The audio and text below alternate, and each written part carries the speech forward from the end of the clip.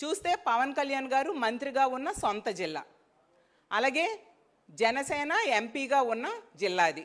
ఎంత దారుణమైన సంఘటనలు వినాల్సి వస్తుందో అసలు ఇవన్నీ చూస్తుంటే ఎలాంటి ప్రభుత్వంలో ఉన్నారా ప్రజలు అనేసి భయమేసే పరిస్థితి.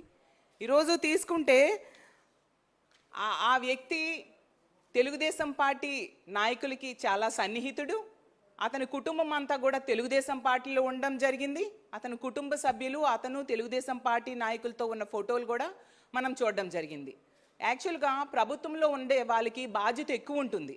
వాళ్ళు రక్షణ ఇవ్వాల్సిన బాధ్యత, ఓట్లేసి గెలిపించారు ప్రజలు కాబట్టి ప్రజలకి రక్షణ ఇవ్వాల్సిన బాధ్యత ప్రభుత్వంలో ఉండే వ్యక్తులకి ఎక్కువ ఉండాలి.